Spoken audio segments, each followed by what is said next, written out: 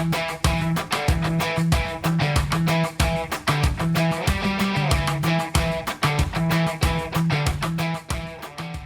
in line with Binance had their re-entry to the App Store and to India sometime last week. The FIU registration happened. FIU registration basically does this. Once an entity is registered with the FIU, they're just obligated to share user data with the intelligence agencies or the income tax agencies or whoever it is that request for it, a genuine request of course, is exactly what registration with FIU does. It basically says I'm doing business in this country and I'm going to follow the laws of the land and make information available whenever any investigating agency asks for it. That is pretty much it, FIU. There's nothing deeper than that. Maybe FIU going forward will develop into a TRI, for example. Okay. Right? Just like how TRI is for telecom regulations in India, FIU might become that in some form or maybe not. It's Financial Intelligence Unit. But it could be a beginning of regulation in India in terms of how exchanges are working. Right now we have FIU that exchanges have to register with. Or we have TDS and there's tax that has been there for a couple of financial years now. So is it a good move? What does it look like? What does Binance's re-entry say about what the ecosystem could look like? But they also got slapped a few 100 crores of notice. That also happened. So what does it look like for regulations? So if you see recent activity with WazirX, it got hacked, some things people are really worried about their funds. So Binance entry is really good. If you see the volume across their exchange, you can buy a good token with good volume and you can sell at any time. So if you see in perspective of liquidity, if you see in perspective of the trust, what Binance built till now, so it seems a great news for Indians, which they can access the exchange, which is fully legal now. It's regulated. A few months ago, there was that IP block happened. Then there was that web links also not working. Even App Store removed application. Now across, if you compare with all the exchanges, Binance is having a good volume and good trust till now. I don't think Indians stopped trading on Binance. It was still on full swing. It is just that the new users didn't come on board and people who were already using that didn't get the update. Correct. But still, if you see, web app is, website is a necessity thing for a trader. But I think 2 or 3 times you tried opening it, it would open. No, I mean, not entirely. It was like it was blocked. Trial and test. Just for the first week, right? After that also it blocked for a few regions. It blocked. I don't know. Someone used that, but I personally felt. I tried to use that. It didn't work. So mostly like people use VPN. Specifically ask people not to use VPN, right? Yes. In some cases like Binance gave warning that once you use the other country VPN like Dubai or somewhere, Australia, so they use those VPNs like paid VPNs. So once we use that, it automatically detect an IP address. So it will give directly warning to the user who is using that particular account. So some like in Twitter also we can see most of the accounts got blocked due to this VPN. I never had a problem. Binance opened on all browsers, wasn't an issue at all. So one thing I want to discuss here is like crypto started as decentralized. So slowly people are getting habituated and it is becoming more centralized. Like anyway, we are using the centralized units for Binance or some other exchanges for trading, creating trading opportunities for trading, daily trading. So once government is giving this kind of things to the particular exchanges, so they has to give this data. So it kind of a bad thing for crypto decentralized mindset people.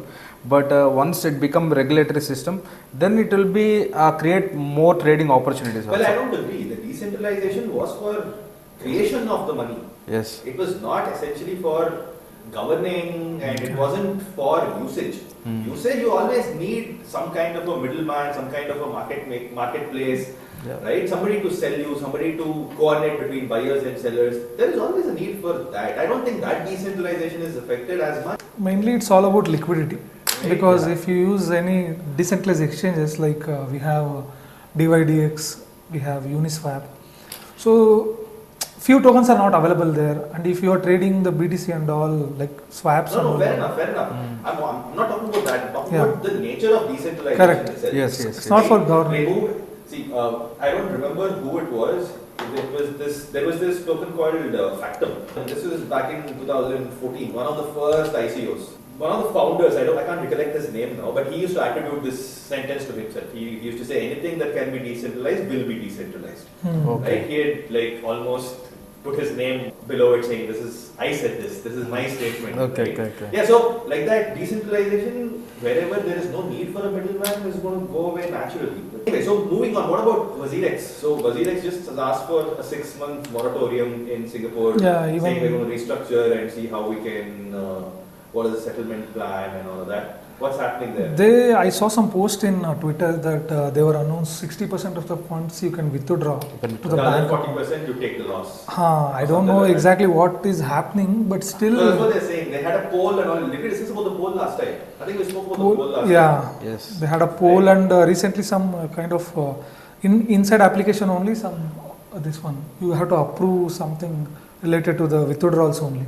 Yeah. So we should be careful with whatever the thing. But I really hope that they get back on their feet and they're able to. And I really hope that they don't have any wrongdoing on themselves. And Actually, it was a huge hack compared to like when we heard hacks in other exchanges also. Mostly like 10%, 20%. It was like almost 50% of the hack and almost $225 million got hacked. Okay. So some suspicious thing can be noted, maybe like legitimate or nobody don't know what exactly. I really hope that it was a legit hack and not an insider job, right? Because these are exchanges, these are companies that have really stood their ground in India.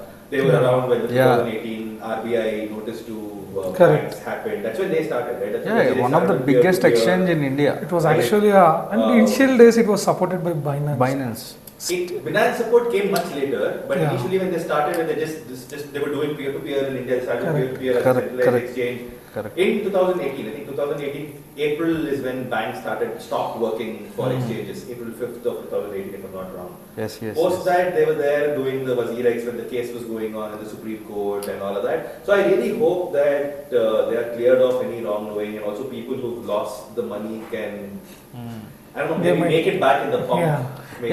So once it got hacked, they didn't resume, like they didn't stop the trading activities. So it was run almost 3-4 days. Correct. So most of the crashes happened in BTC. Like when we see in INR price, it crashed almost 33 lakhs from 60. Correct. It was only in that exchange. Yes, Correct. in that particular exchange, like where trading in INR pairs. So that was really like it was not good actually. It was not good at all. Where is the Bitcoin going to come from? I think BTCE also something similar happened. I remember I think Bitcoin was trading at around $7,000 or $8,000, and on BTCE, right? BTC is the one that went out. On BTC it was available for $4,000 or something, half the price, but you couldn't withdraw. Yes. Right? You could send your USDT whatever and buy Bitcoin, but you couldn't take it out. So anyway, so that was the kind of roundup about personalities. I wanted to talk about CZ, a little bit about Justin Sun, a little bit about Pavel. So moving on, what else happened? So Israel and Iran did come face to face, right? Sending missile across to each other. Did that have an effect on the market? Do you think the looming war situation is going to affect the market further, or are we done talking about the war? Currently, there are a lot of, other news are there which is affecting the market. It is also like slightly affecting. It's kind of a catalyst. So once something bad is going on, it can be added. So they added some fuel to it, and it will drive more downside. And Kennedy Jr. opting out of the race. Yeah, this is a good thing for Trump. It's a very good thing for. Trump is directly supporting crypto and blockchain. Yeah. And there are a lot of things happening across Trump also. He is literally promoting everywhere crypto, Bitcoin, will do the good tax and all. There are few platforms which are predicting the polls of what can happen in US election. There is one platform called Polymarket. So there will be, before Kamala Harris make an announcement that she will be a president candidate, Trump was around 70%. 75% was the winning chances of Trump. Then when Joe Biden, that thing happened, then she got into, now it came to 45% Trump, then 55 Kamala Harris. Now today also it is almost 49-50, it was there only. So their opinion also showing that anything can happen in US. But so if Trump wins, it will be good for crypto, as like I accept it. I think no matter who wins, it's going to be good for crypto. Crypto is, right now, the industry has become a little too big to Correct. ignore and to be sidelined and to play around with, right? It's become a little too important. Good to crypto in the sense means like when we saw like SEC cases happened in different like cryptos like XRP, like in different cryptos it affected directly from US. So the most major newses may not happen in the crypto space. So it will be cool and calm. So like that we are expecting. And even if you see SEC 3 days back sent a notice to OpenSea.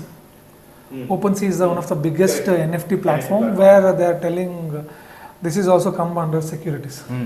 And if you see 1 month or 2 months before, they sent a notice to Uniswap also. But the exact thing got over, right? It's not a security. There Almost was like, over, what was it, $15, $20 pump? There was 15-20% pump. There was a little bit of Pump happened, yeah. Yes. There was an announcement and pump happened. We will have to look forward to more news coming out of Exactly. How Ripple will tie up with all the banks. Now currently the BRICS is going to end. Correct. If they are official payment partner, then it will be a great news for Correct. Ripple. Correct. And there were a lot to go with XRP. I mean, Yeah. banks has to tie up.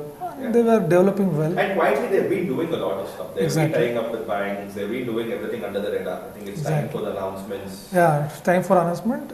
It's showing positive in Ripple right now.